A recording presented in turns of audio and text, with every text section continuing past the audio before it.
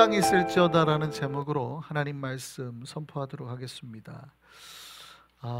오늘 드디어 사순절이 끝나고 또 고난주간의 일주일이 끝나고 부활절을 맞이했습니다. 예수 부활의 기쁨, 우리 하나님 앞에 영광의 박수 한번 올려드리겠습니다.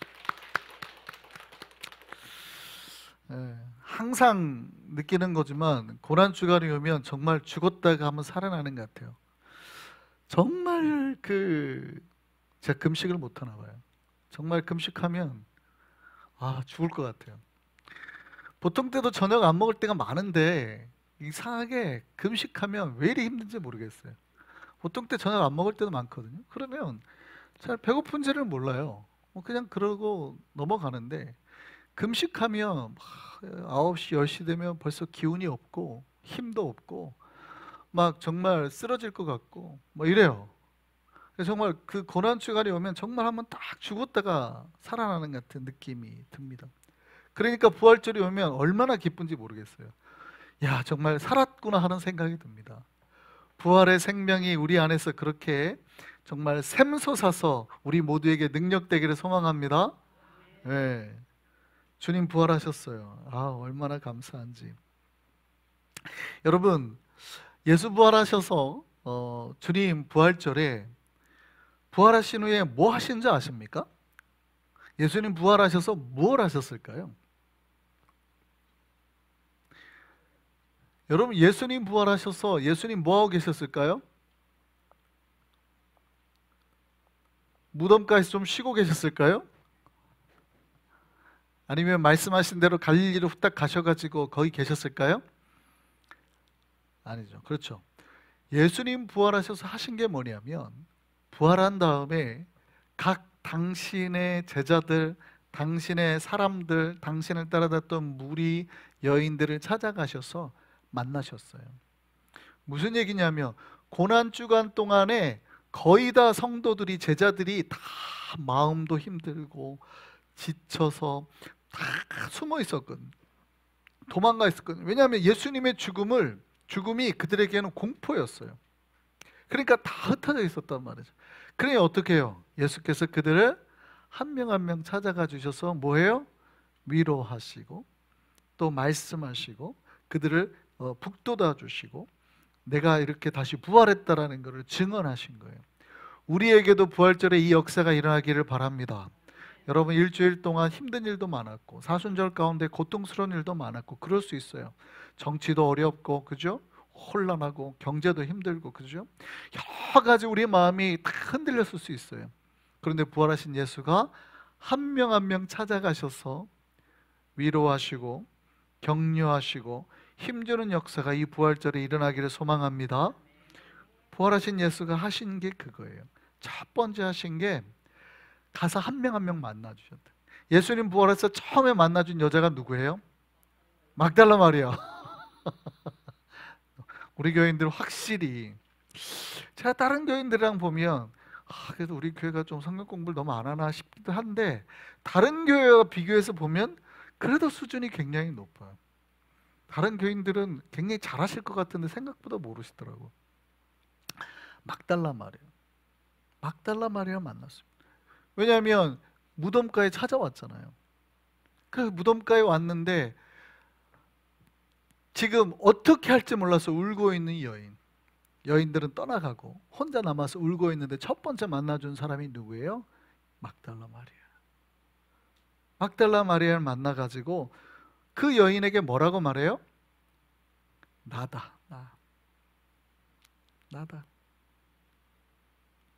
처음에는 막달라 마리아가 동산직인 줄 알았잖아요. 나다. 그 다음에 두 번째 만난 사람이 누구예요? 여자들입니다. 여자. 그러니까 빨리 그 무덤이 이제 지금 비었다. 그 천사를 만나가지고 예수 부활하셨다는 얘기를 듣고 갔던 여인들을 예수께서 마태복음을 보면 그 여자들을 만나주는 장면이 나옵니다. 중간에. 그리고 그 여인들에게 예수께서 뭐라고 말씀하는지 아세요? 너희에게 평안하라. 그러니까 평안하냐고 묻습니다. 너희에게 평안하라. 그러자 여인들이 예수님의 발을 붙잡고 경배하죠. 그러니까 증언하신 거예요. 그리고 평안을 말씀하시고, 그 다음에 여기서부터가 좀 어렵습니다. 그 다음에 누구에게 나타나셨을까요? 그렇죠. 그러니까 시간차가 약간 비슷하긴 한데 성경을 좀 자세히 보면, 누가복음을 보면 엠마오 마을로 같은 두 제자가 와가지고 증언하는 과정에 뭐라고 말하냐면, 증언할 때 그 모여있던 무리들이 우리에게 나타나기 전에 누구에게 먼저 나타났다는 말이 나와요? 누가복음을 보면 시몬에게, 베드로에게 나타났다는 장면을 그들이 말을 합니다. 그 말을 하는데 누가 와요? 엠마오 마을로 가는 두 제자가 그 사이에 싹 들어와요. 그러니까 그 다음에 예수께서 그 사이에 누구를 만났다는 거 알 수 있어요. 시간차로 정확하진 않아요. 엠마오 마을로 가는 두 제자를 먼저 만나신지 베드로를 먼저 만나신지는 정확하진 않지만, 어쨌든 그러니까 그 시간대를 보니까 예수께서 부활하셔서 베드로도 만나시고 따로, 그 다음에 또 누구를 만났어요? 엠마오 마을로 가는 두 제자를 만났다는 걸 알 수 있죠. 그리고 그들이 막 이제 엠마오 마을로 가는 도중에 우리 다시 예루살렘으로 돌아가자 고 왔더니 그때가 저녁 때예요. 그리고 다 모였죠. 그리고 나서 다 모여 있는 부활절 저녁에 예수께서 어디에 나타나세요? 바로 그들이 모여 있던 그 저녁 자리에 나타나시. 그게 오늘의 본문입니다. 그게 오늘의 본문이에요. 그냥 부활하신 예수님 바쁘셨죠.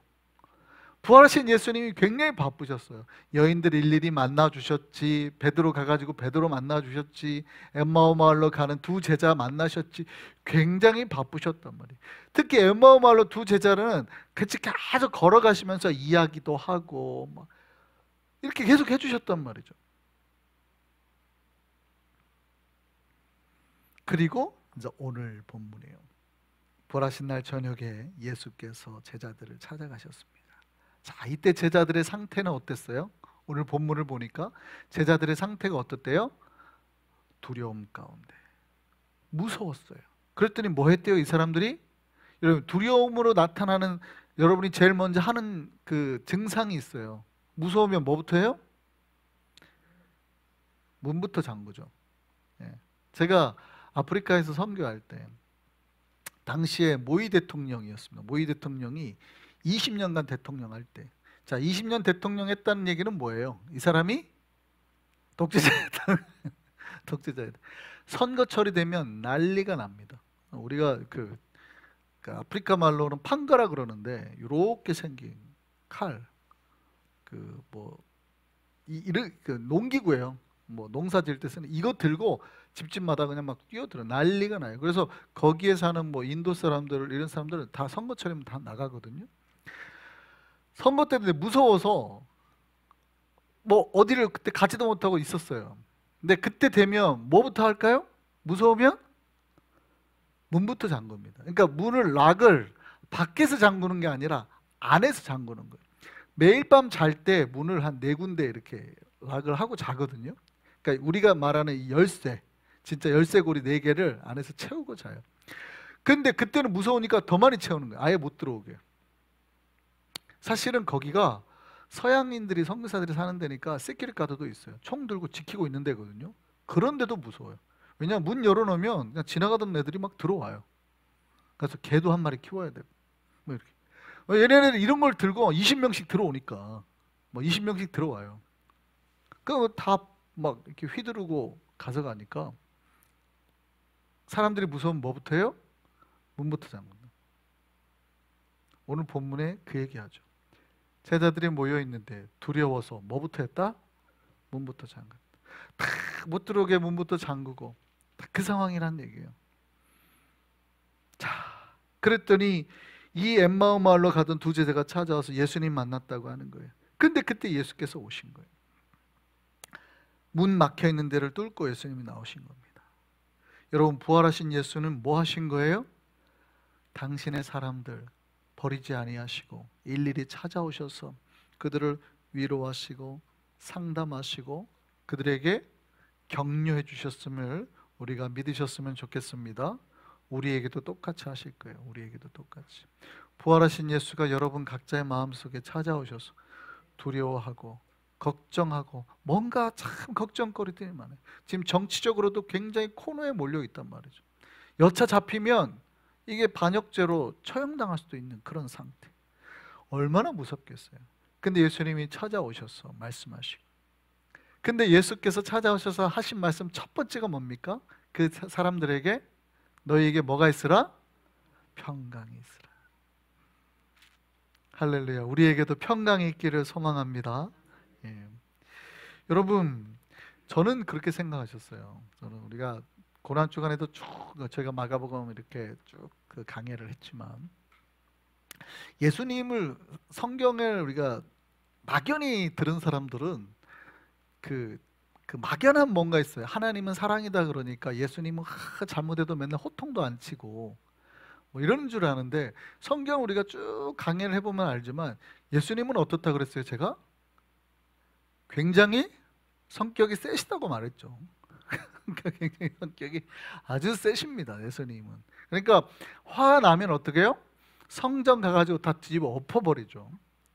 그리고 그 예수님 변화산에서 내려왔는데 그 밑에서 귀신 못 고치고 있으니까 뭐라 그래요? 이 믿음 없는 것들아, 내가 언제까지 니들이랑 함께 있을 줄 알고 막 뭐라고 한단 말이죠. 그리고 예수님이 제자들을 데리고 기도하러 갔는데, 나 기도하고 있을 테니까 같이 좀 도와줘 하고 했는데 안 온단 말이죠. 그럼 예수님 보통 같으면 유한 분이면 아이고 피곤한가 보다 하고 그냥 가면 모르는데, 예수님 몇 번이나 혼내요? 3번이나 혼내거든. 그냥 같이 기도해달라니까 이것도 못해? 그러다 마지막엔 뭐예요? 됐다, 그만 자라, 다 끝났다 이제. 약간 sarcastic하게 굉장히 예수님이 사실은 다혈질적인 모습을 보인단 말이죠. 우리는 예수님이 사랑이 많으니까 막 이럴 줄 아는데 의외로 예수님이 굉장히 호통 잘 치신단 말이죠. 예수님 나이는 몇 살이에요? 30살이잖아요. 돌아가실 때 33살이었단 말이에요. 근데 베드로나 다른 제자들의 나이는 몇 살이에요? 나이가 많았습니다. 굉장히 나이가 많았어요. 요한 같은 젊은 친구도 있지만 예수님 다른 사람들이 나이 많은 사람 많거든요. 근데 예수님 뭐라고 그래요? 막 혼내거든요. 막. 그러니까 저는 사실은 예수께서 부활하셔서 제자들에게 처음 이렇게 나타나셨을 때 그렇게 생각했어요.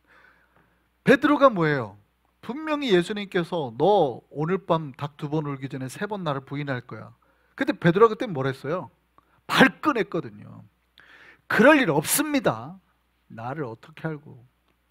내가 죽으면 죽었지 절대 그렇게 안 할 겁니다, 이랬단 말이에요. 보통 예수님 말씀하시면 왜 그렇게 말씀하십니까? 라고 말하는 게 아니라 굉장히 베드로가 발끈했습니다. 그런데 몇 시간이 안 돼서 어떻게 해요? 3번 부인했거든요. 근데 누가복음을 보면 3번 부인하는 와중에 어떤 장면에서 부인했다 그랬어요? 다른 복음서에는 안 나오는데 누가복음은 정확하게 기록합니다. 베드로가 딱 들어갔는데, 마지막 딱 안뜰까지 들어갔는데 예수께서 이렇게 베드로와 눈이 마주쳤다. 그러니까 지금 베드로하고 예수하고 눈이 딱 마주쳤어요. 근데 그 상황이 지금 어떤 상황이에요? 저주하며, 베드로가 예수를 저주하며, 내가 저런 인간을 믿으면 내가 지옥 가지, 이랬다는 거예요. 내가 저따 인간을 믿는 사람 같아. 왜 자꾸 내가 저 사람이랑 한패라고 그러는 거야? 내 하나님 한패 내가 믿으면 내가 저주받지, 막 이랬단 말이에요. 저런 인간은 지옥 가야지, 막 예수를 저주했단 말이에요. 근데 그 순간 딱 예수님 돌아왔는데 눈이 딱 마주쳤다는 얘기예요.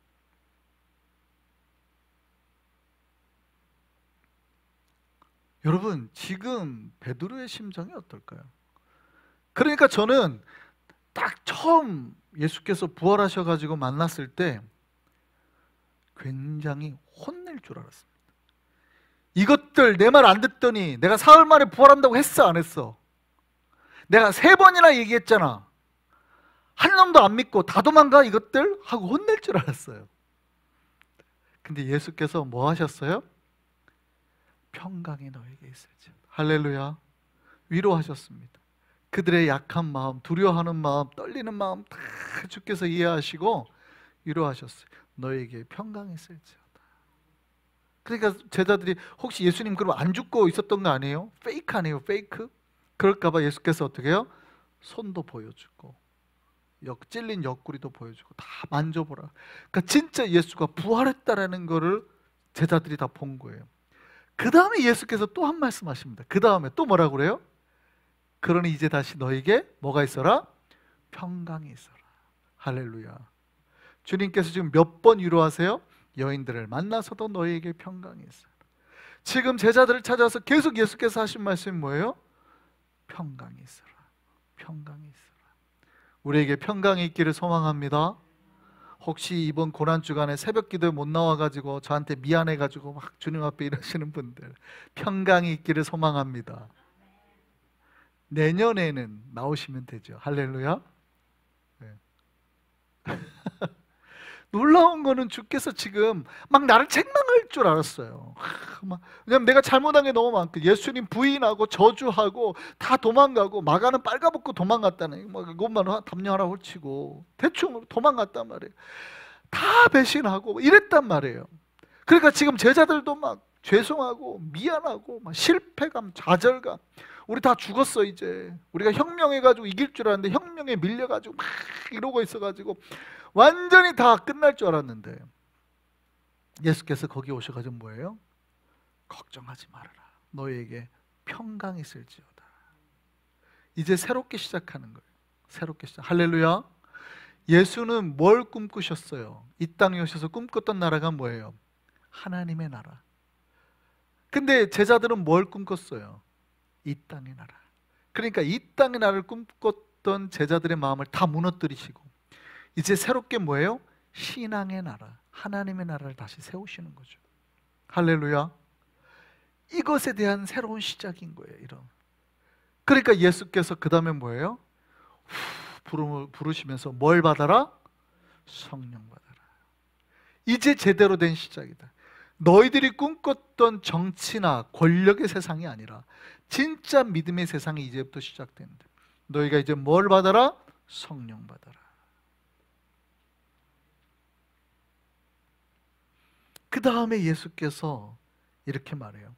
이제 새로운 시작, 성령 받으라 한 다음에 부활하신 예수께서 평강을 외치고 난 다음에 제자들에게 뭐라고 그러냐면, 이제는 너희는 가서 뭐를 해라? 복음 전파의 사역을 시작해라. 여러분, 예수께서 막달라 마리아에게 처음 나타나서 하셨던 것도 그래요. 너희는 가라. 가서 형제들에게 이르라. 여인들에게도 내가 갈리로 가라 한 거 너희가 기억해라. 오늘 본문의 제자들에게도 똑같죠. 뭐예요? 성령 받으라. 성령 받으라 한 이유가 뭐예요? 왜 성령을 받아야 되겠어요?